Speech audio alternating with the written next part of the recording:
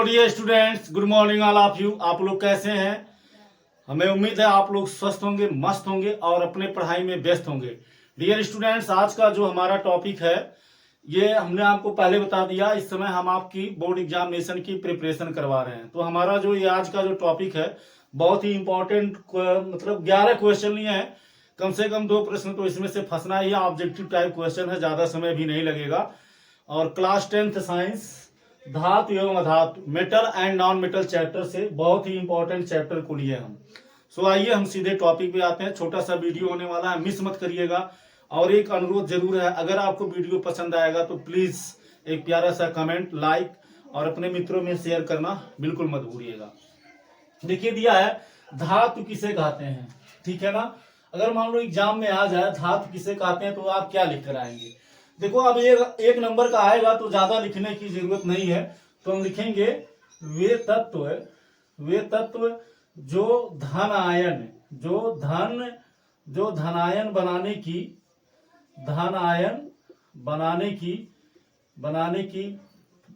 प्रवृत्ति रखते हैं, धनायन बनाने की प्रवृत्ति रखते हैं, उन्हें धातु कहते हैं। रखते हैं कामा, उन्हें क्या कहते हैं? उन्हें धातु कहते हैं।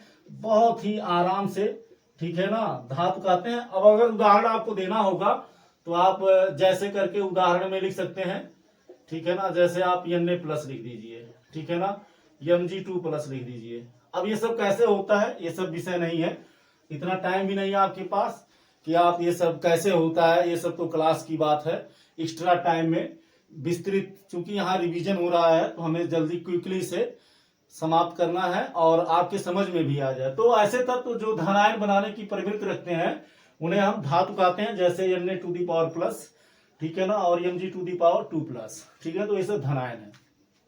इलेक्ट्रॉन निकाल देते हैं, एक सोडियम एक इलेक्ट्रॉन निकाल दिया, इस पे एक प्लस चार्ज आ गया। चूंकि इलेक्ट्रॉन की कमी के कारण जो आवेश उत्पन्न होता है उसे हम धनावेश कहते हैं। तो एक इलेक्ट्रॉन कम हुआ, एक धनावेश आ गया। Mg 12 इलेक्ट्रॉन है, 2,8,2 तो 2 इलेक्ट्रॉन निकाल देगा, लास्ट में 8 इलेक्ट्रॉन बचेगा। 2 इलेक्ट्रॉन कमी होगी तो इस पे 2 धन आवेश आ जाएगा। ठीक है, क्लियर हो गया। चलिए, यह वे धातु जो सामान्य ताप पर द्रव हैं। तो आप समझते होंगे, देखो इसमें ऐसे भी आ सकता है कि वह ऐसे धातु का नाम बताइए जो रूम टेम्परेचर, रूम मतलब कमरा के ताप पर, जो आपके घर के कमरे हैं, कमरे के ताप पर द्रव है, ऐसा आ जाए। या ऐसे पूछ ले जो सामान्य ताप पर या एनटीपी पर या रूम टेम्परेचर पर द्रव है। तो सबका मतलब एक ही होता है और इसका नाम है पारा। इसका क्या नाम है? पारा। इसको रिप्रेजेंट करते हैं Hg से, ठीक है ना। ये सामान्य ताप पर द्रव होता है।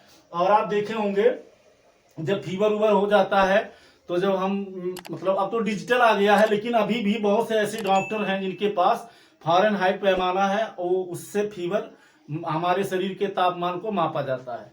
तो उसमें जो लिक्विड होता है वो पारा ही होता है, ठीक है। नेक्स्ट क्वेश्चन है, वह अधातु जो सामान्य ताप पर द्रव है।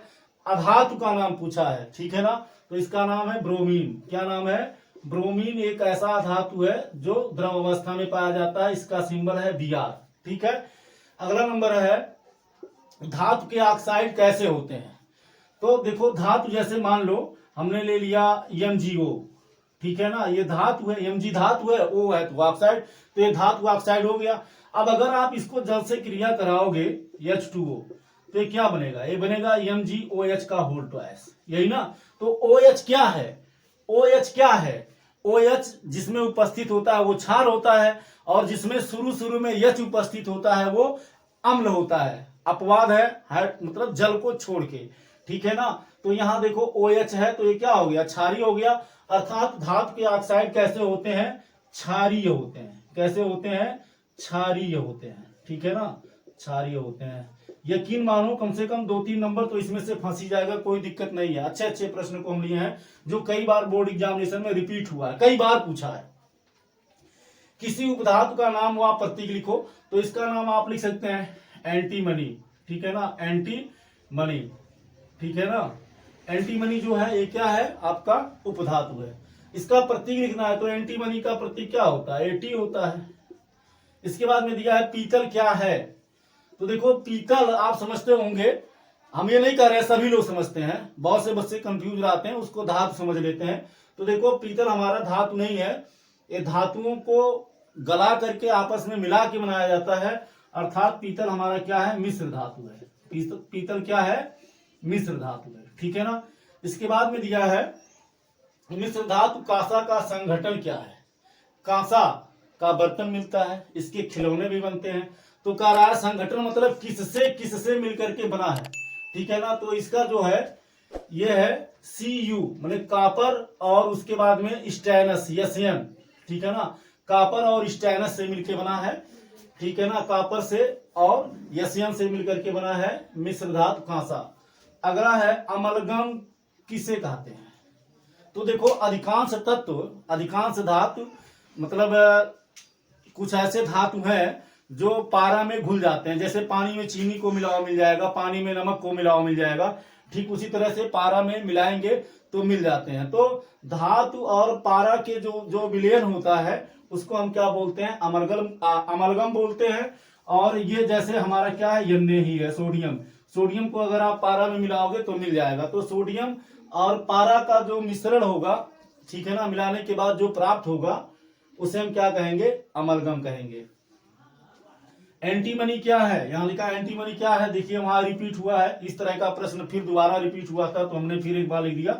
ये आपका क्या है, उपधातु। उपधातु क्या होते हैं, जिनमें धातु और अधातु के दोनों गुण। मान लो एग्जाम आ जाए, एग्जाम में उपधातु किसे कहते हैं तो क्या लिख के आएंगे, उपधातु किसे कहते हैं, जिनमें धातु और अधातु दोनों के गुण विद्यमान होते हैं उन्हें हम क्या बोलते हैं, उपधातु बोलते हैं।